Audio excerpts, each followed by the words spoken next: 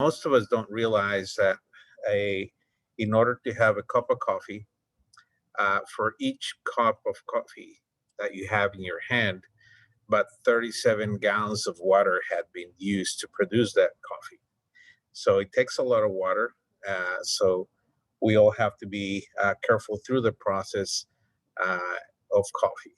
Um, it all starts with a selected seed that will be planted. Uh, you more than likely will have that tree in your farm for about 30 years. So if you don't have the proper genetics, your production is not going to be what you think or what it was intended to be. So seeds are very important. Um, then the plant needs to be taken care of for, like I said, 30 years or more through production, um, but also taking care of it from the fertilization perspective, from keeping any funguses from attacking the plant or insect damage and so on. Once the plant is mature enough, usually it takes about 3 years before it starts yielding coffee, um, except for the hybrids that they start at a year. Um, the harvesting process begins, and you need to come back to the same plant sometimes 4 or 5 times because you can only pick those beans who are already mature. In most cases, they're bright red, almost like purplish. So you should not pick the beans or the cherries that are still green or yellow because they have not matured yet. And coffee doesn't mature all at once. So it takes sometimes a month or two before a tree gets fully picked. Then you select the drying method um, for the coffee. That could be natural, honey, or washed. Natural being with pulp, honey being just depulped, and wash is you do a completely removal of the outer layer of the beans. Then you dry the coffee. Usually, if it's sun dry, it takes about a week. Um, you have to storage, then you export it, take it to the warehouse, where it's sent then to the roasting facility where the coffee is roasted. And at any of those points of the coffee chain, something can go wrong. Um, and at the very end, each one of us become a barista. So if we don't use the proper ratio, coffee, water, the right water, and so on, then something can go wrong again. So that's why I call it the coffee journey. We're going to show you the difference between commercial coffee and specialty coffee, how the beans actually look in color. We're going to show you two different types of coffee, the regular Arabica and the Robusta, how they are different. And also within the Arabica, two different species, the one that's called peaberry, and the other one's the regular Arabica beans. Peaberries have only one seed inside the cherry versus the normal coffee that has two um, cherries within two seeds within inside the cherry. So that's why one side is flat and the other one's round. But we'll show you that one, and we'll show you also how decaf coffee looks like. So I'm gonna pass to Eric so we can use the lens to magnify how the commercial coffee looks like. And as you will be able to see, there's a lot of darker beans, and some have mold, some of them have other imperfections that once they're roasted and grinded, you can't see the difference. So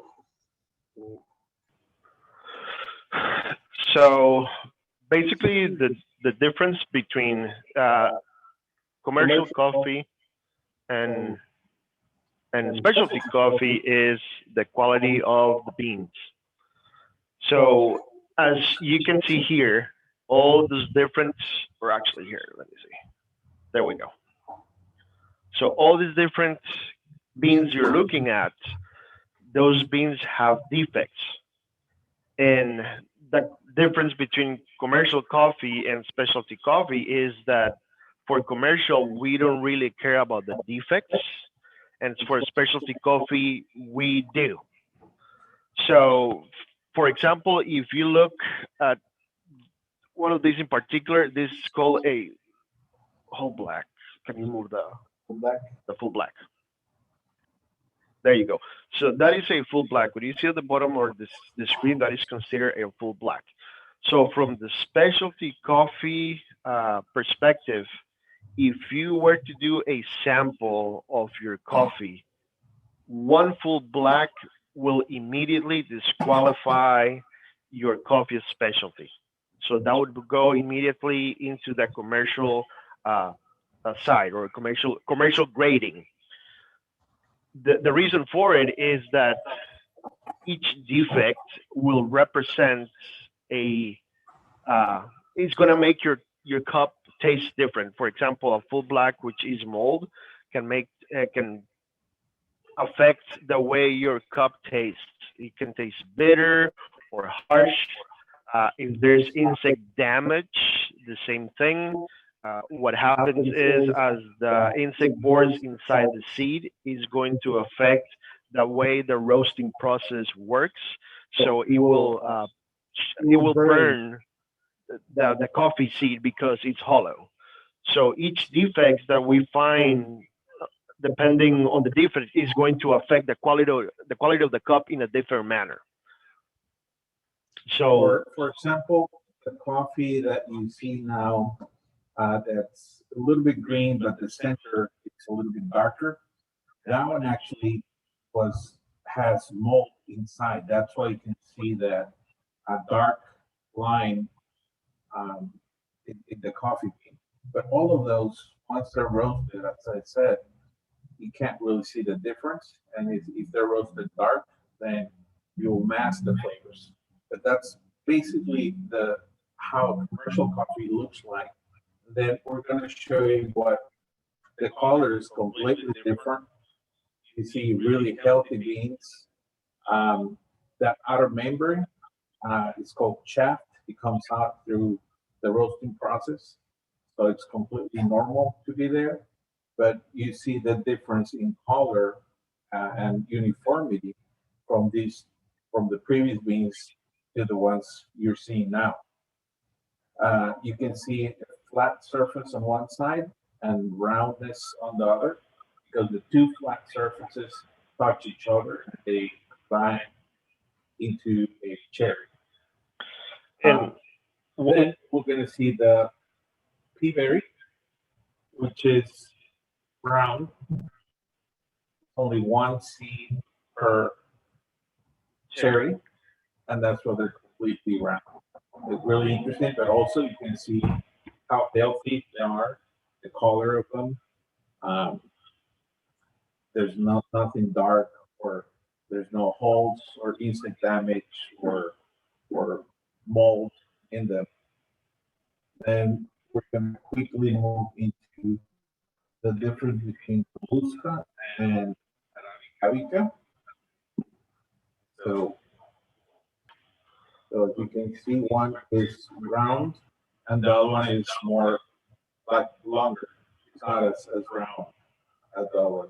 And also, there's a little bit of difference in color. The Robusta is a little bit more yellowish due to the high content of caffeine inside.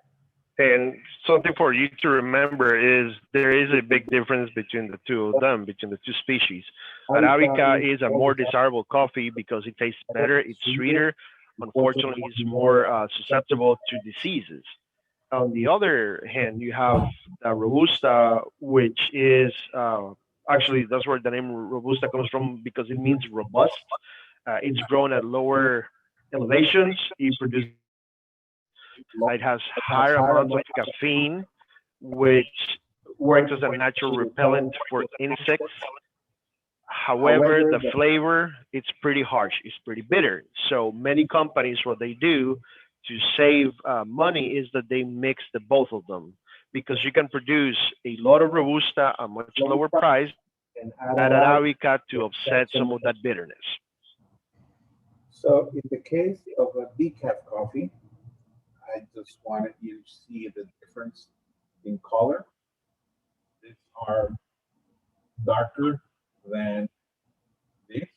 This is regular coffee, and this is decaf coffee. So this coffee has, let me see if I can put one next to the other. So as you can see, the decaf um, has already been processed, so the caffeine has been extracted. And basically what they do is they boil in water the coffee beans, and the oils float, and then through membranes or chemicals, depending upon what process is used, they remove the caffeine, and that's why the coffee looks a little bit darker, because they have been processed. They have been kind of like pre-cooked, so the color changes. They versus the regular coffee bean that remains green in that sense. So after that, we I'm going to show you how the coffee looks once it's roasted. This is uh, once the coffee has been roasted, how it should look. Um, there's no burnt ends or split ends. Uh, it's just like very smooth. Uh, looks almost like they're plastic. There's no oils in it, and they're really uniform. The color overall. So that's what you should look for when you buy coffee at a store, to have a uniform darkness with no um, burn or tip, burnt ends, or oil. Usually, oil comes out when the coffee is over roasted, and it helps um, to accelerate the process in which the coffee becomes rancid. So now we're going to go back and just review the four basic steps that are needed in order to brew a great cup of coffee. So you need fresh, good water. We're going to show you in a second the difference between tap water and filter water. Then you need fresh coffee, the right grind according to the method that you're going to use, and also the right ratio water coffee. We always weight, we use a scale because different coffees with different density, which that derives from the altitude in which they're grown, they weight less. So one bean may weigh a little bit more than the other. And if you just use a spoon to measure, one spoon may be heavier than the other. Therefore, they'll contain more coffee and will taste different. So if you use a scale to weight the coffee and the water, then you'll always have the perfect ratio and the coffee would always be consistent. So I'm going to shift again and show you the difference in water.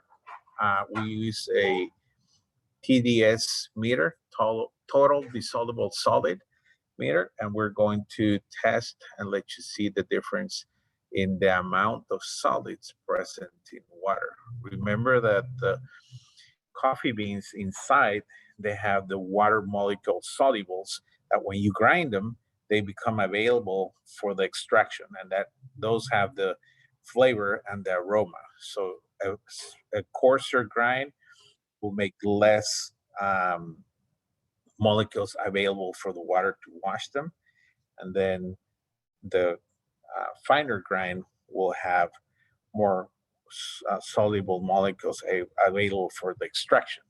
So when you have water with a lot of solids in it, those molecules will attach themselves to those solids. And even if you use the right ratio, your coffee might become bitter or acidic because too much of those solids attach themselves to to the minerals present in water. So I'm gonna move again and I'll show you that difference. It's hard to see, but it actually says 378. And then that's tap water. And if we move that to filter water, see if we can see that. It actually says 31. 31, right? Or 37? 31. 31. So as you can see, just by using filter water or tap water, you have a big difference in the quality of the water that you will be using for your coffee. The chlorine present also on tap water is not very good for making coffee. So I always tell just use a simple carbon filter at home. The one from your refrigerator works fairly well. If you want to buy water, use spring water. A reverse osmosis system is not ideal, nor the distilled water, because that takes everything away. So there's pretty much zero minerals present. So the water soluble molecules will have nothing to attach themselves to, and you'll have a very weak tasting coffee. So now that we know the tricks, Eric is going to show you the difference in brewing French press and Chemex, and I'm gonna help him with the camera. But there's also a difference in grind size that we're gonna be able to show you as well. Basically, each method is going to require a different grind size. So for the French press, but basically what I was saying is that each method that you brew is going to require a different grind size. The reason for it is that if you grind too fine and don't use the correct method, you're going to over extract and you're going to create a cup that is very bitter. On the other hand, if it's too coarse and it doesn't spend a lot of time in contact with water, you're going to create a coffee that is going to be weak. So for this demonstration, we have selected two methods. We selected the French press and we selected the Chemex. And we're going to use different water ratios and we're going to use different grind sizes. So for the Chemex, obviously we use our scale. As Rodrigo said, that the scale allows us to be more precise when we measure it. And it seems like a lot of work, but it makes a huge difference when your coffee is ready. The taste is going to be much, much better. It allows you to standardize the flavor of coffee. So basically, Rodrigo is going to show you the difference of the grind size. On this side is for the French press. As you can see, is much, much coarser. And on this side is the one for the Chemex, which is much, much fine. So what we do is that we use the scale and we weigh our sample. And then what we do is we use ratios. So basically the way it works is for each gram of coffee that we use between 13 grams up to 20 grams of water. So for example, if I use 20 grams of coffee and I use a 1-to-50 ratio, that means that I'm going to use 300 grams of water. So what I'm doing is once I set my coffee on the vessel and put the ground coffee, then I'm taking the kettle and I'm looking at my scale to make sure that it reaches that ratio. So one of the first things we always do with the Chemex is that we wash the filter paper, and just to get rid of any paper dust. So let me turn this around. So as you can see on the scale, I set my scale. I put my coffee in the Chemex. Then I tare. So basically, what I'm doing is setting it back to 0, and then I start my pour. For the Chemex, one of the things that we do is that we bloom the coffee. What that means is that we saturate the coffee with water for two reasons. Number one, to open the coffee for uneven extraction. And number two is that one of the byproducts of roasting is carbon dioxide. So carbon dioxide plus water creates carbonic acid, and that excess of carbonic acid can create a sourness in your cup, and it's something that we don't want. So that's why we always, when we do a pour over, in this case the Chemex, we always do a little bit of we do the blooming. So we usually do about 30 seconds of blooming. We do about 100 or so, and you can actually see if you put the camera on top, uh, those bubbles are that is the carbon dioxide leaving the coffee. So that is something that we can actually see if your coffee is fresh. As I continue to pour my water, I'm always looking at my scale. So this is a 1:16 ratio, and we use 20 grams of water to begin with.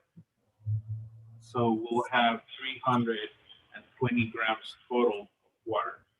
So we just reached the desired uh, brew amount of water used. So for the Frenches is the same process. We're going to take scale. We set the press. We always want to make sure that we tare our scale back to zero. We add the coffee, making sure we have that amount. And again, with the French press, you don't need to bloom. You just add the water. So we're trying to reach that 320, 330 mark. And as it steeps, I just make sure that I keep my timer, which could be between 3 to 5 minutes. And once it's done steeping, then we can press it back. Word of advice: if you have a scale, always remove the press of the scale before you press. Otherwise, you're going to damage your scale. We learn many lessons and many broken scales. So the Chemex is now ready. You want to remove. One of the good things about the Chemex is that if you tend to like coffees that are fruity, like African coffees, this is one of the best methods to use. I don't know if you can see, but it's a pretty clear coffee. And one of the reasons for that is that the Chemex uses a filter that is 30% thicker. So what it does is that it removes a lot of the oils on your coffee. So you really end up with a coffee that is more tea-like. And because you have a lighter coffee, you are able to taste the nuances of the notes of if it's like citrus or berries or chocolates. So obviously, personally, the Chemex is my favorite brewing method because I tend to like more fruity coffees compared to the French press, which actually produces a much more like a stronger coffee with more body because all the oils are actually going through the filter. So now that we have passed like about 3 or 4 minutes, we are ready to press. Also, a word of advice: if you like the French press, my suggestion is to serve yourself a cup and then save the rest of the coffee in a carafe. Because if you leave your coffee in the French press, what's going to happen is going to keep extracting that coffee. So that first coffee from the French press might taste really good, but subsequent cups might taste really bitter because that keeping the coffee in the French press, what's happening is that it keeps over extracting the coffee. And I know maybe it's hard to see from the camera, but there's a big distinction. The the French press is much more, it's darker, and the French and the Chemex is is more like it's lighter, way lighter, and the taste is obviously different as well. French press. In the case of the Chemex, it will taste a lot smoother um, versus the French press, simply because the filter allows the paper filter allows more particles to get through because it's much bigger, or size wise the particles allows bigger particles to go through the filter. So you're going to have the typical leftover at the bottom of your cup, where will be a little sediments or coffee present. We I call it kind of a dirty coffee at the bottom of your cup, versus the Chemex that filters a lot of those residues, and it comes out super clean. Um, the caffeine is the same, pretty much. Um, the flavor is what changes.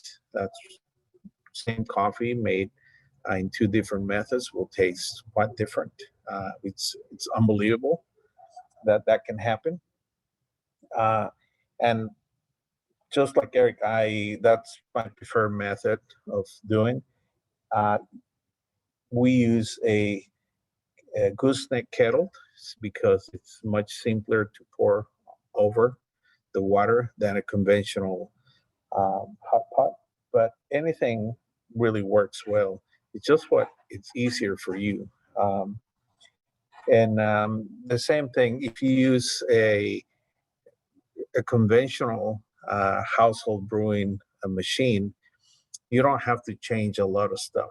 Uh, as long as you have the right water, fresh coffee, and the right ratio, which will be somewhere around 1 to 17 um, for a conventional household brewing machine, uh, things should work well. Uh, just be careful if you have a machine with a heating pad underneath, because once the coffee is brewed, it's done. So if you leave your coffee resting on top of that heating pad, within 10 minutes, you're going to burn the coffee.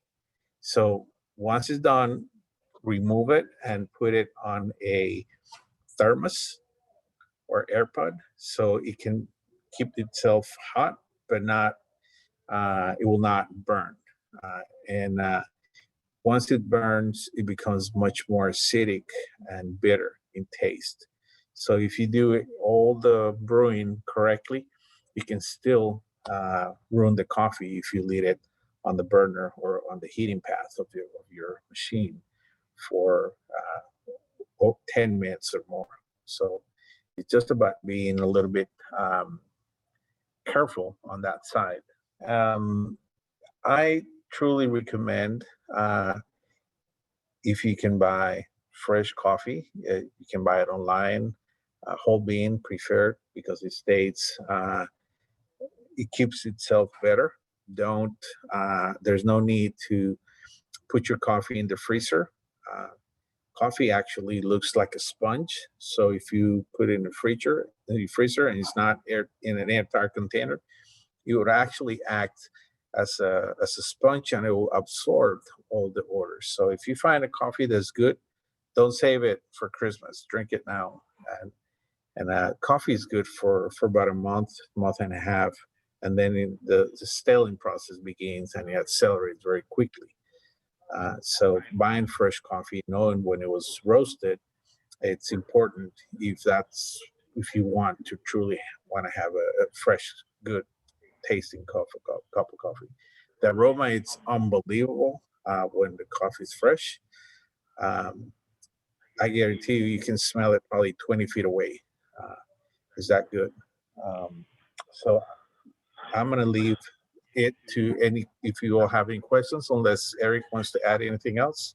No, just a couple of points is that one of the reasons that we focus on specialty coffee is because specialty coffee allows you to taste the nuances of coffee, those notes, and you really can tell them apart when you use different brewing methods. And we use specialty coffee usually from a light roast to a medium roast. The problem with commercial coffee and coffees that are roasted much more dark is that in order for some of the companies to standardize the flavor, you have to almost burn the coffee where it tastes ashy or like tobacco. And the way they fix that is you add a lot of syrups or creamers. So you're really taking away from the true flavor of the coffee. So I've had the opportunity to have people from AgriLife to come to the lab. And what I usually do is I make them different brewing methods using the same coffee. And people are usually surprised how from one method to another, the flavor can be completely different, even if you are using the same coffee. So, from our perspective, what obviously this would have been much, it would have been better to do it in front of a live audience where everybody has the chance to come and taste the coffee. That's the fun part. Unfortunately, COVID restrictions didn't allow for that to happen. However, we're still open at the center, at the Bordeaux Institute. The center is on the second floor. We are open for people to come over and taste different coffees. Uh, Many of the coffees that we actually have, we have to throw away because they get old. And the more people come, we get to share the coffee with everybody.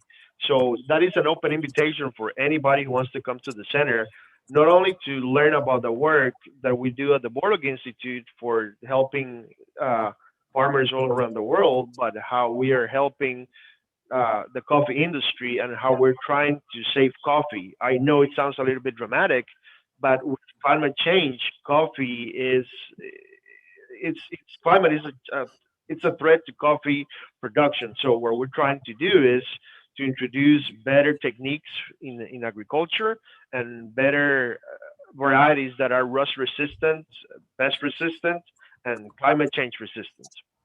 So, like I said, it's an open invitation for you to join us anytime you want to come.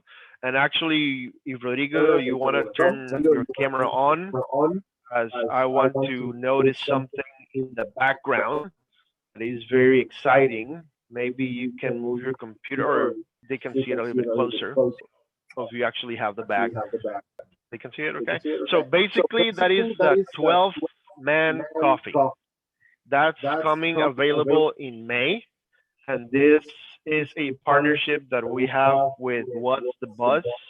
And part of the proceeds are going to go to the Bordeaux Institute and to the center. So for you to know, this is going to be available sometime in May, middle of May or the end of May.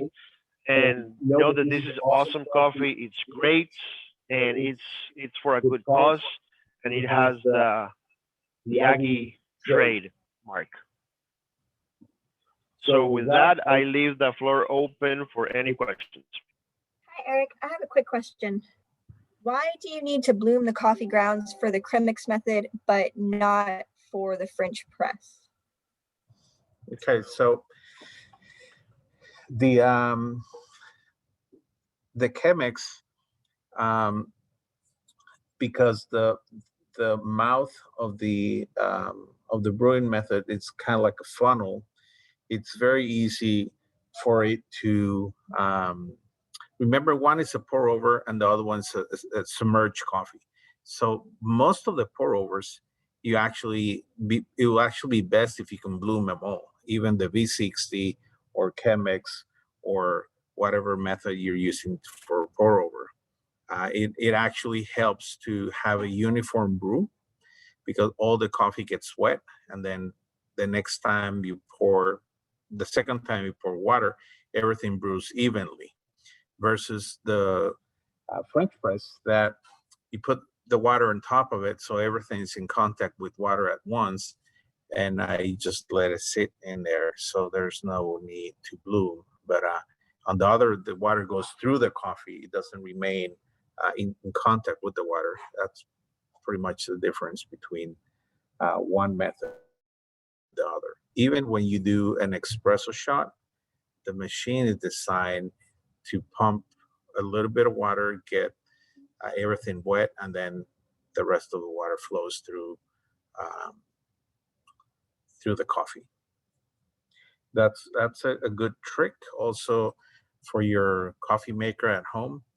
If you want to put a little bit of water on top of the coffee before it's brewed, it will help to brew more evenly because most household coffee makers, they only have one little hole or two at the top where the water drips. So it starts brewing the basket, your coffee basket, from the center to the outside as it gets wet.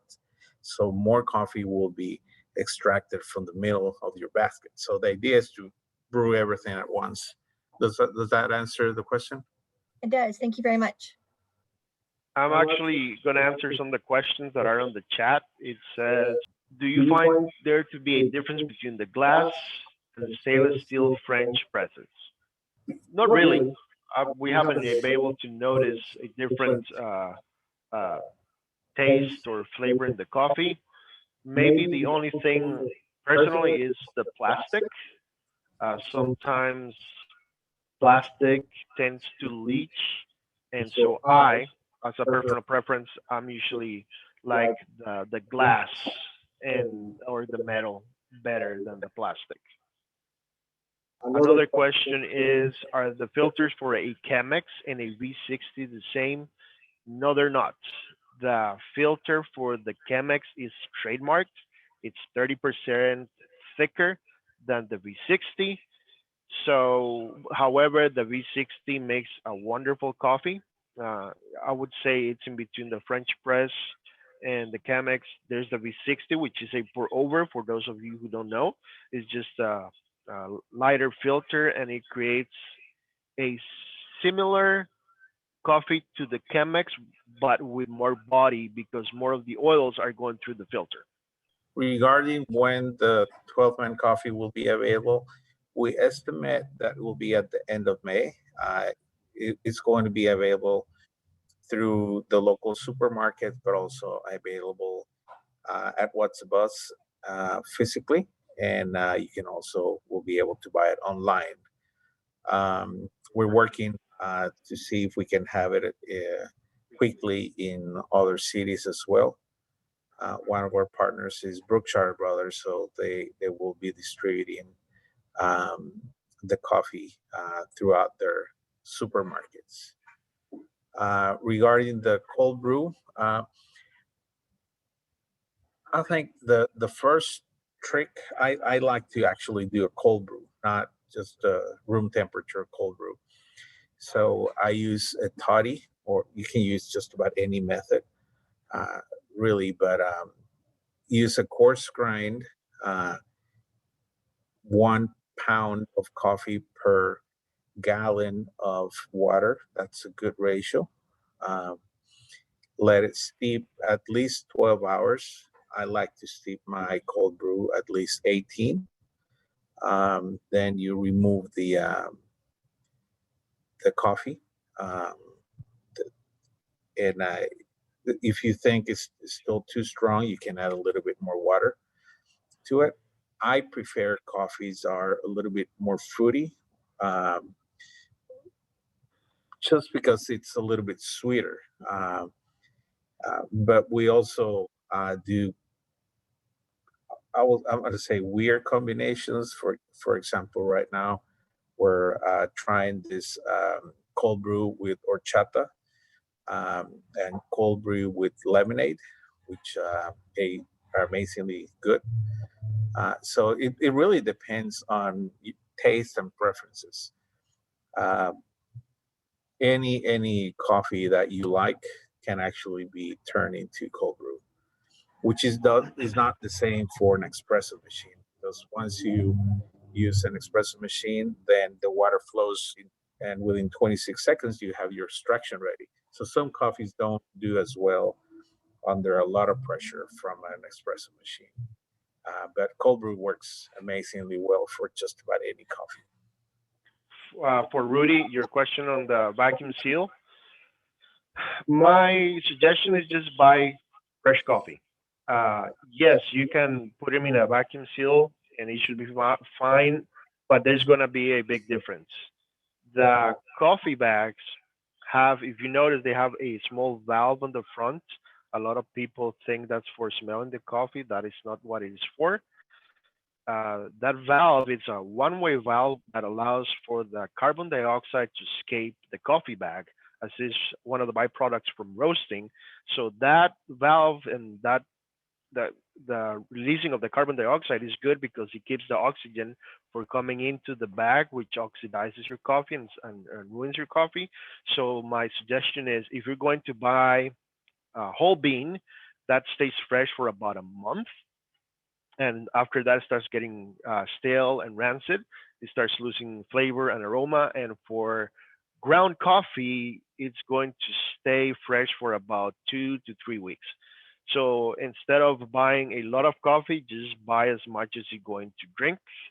And the best thing is to always get it fresh because it does make a huge difference. So when you're buying coffee, most of the supermarkets are going to have an expiration date. However, for purposes of freshness, what you need to look is the roasting date, because that's how you can make the calculations for 2 weeks to 3 weeks for ground coffee, or a month and just over a month for ground bean. I mean for whole bean. Sorry. I know somebody asked about V60 and Chemex, the difference. I'm going to show you. It's called Clever Dipper.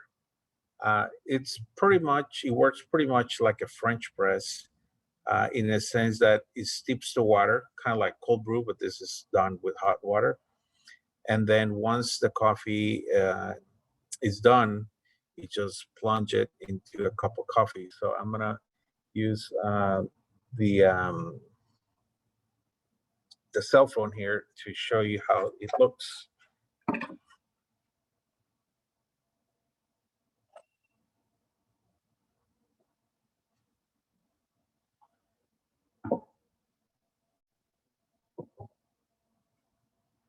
So this is a Clever Dipper. It uses a paper filter. This one is V-shaped instead of cone shaped like the other ones. This is cone shaped. This is V-shaped. So this one uses a V shape. You put your coffee inside your water, and then you just let it rest for a few minutes.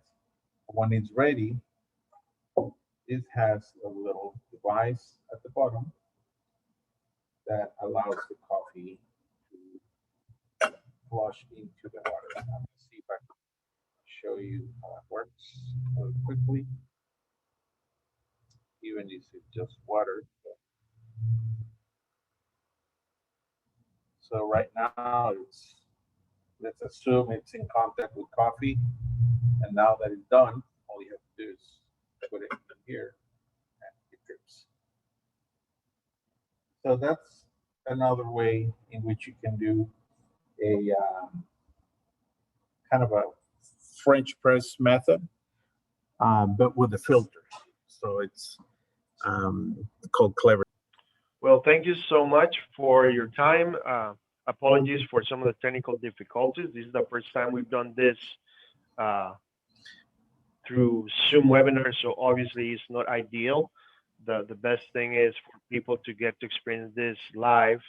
So my invitation is open for anybody who wants to come to the center and actually get to see the process and get to try the coffees. Just send us an email. Please let us know. The name of the coffee coming out is going to be the 12th Man blend. There's another one. It's Midnight Yell, which is a little bit Darker. not dark roast, but medium dark. Medium, darker. And then what's The Howdy. the Howdy, which is a light roast.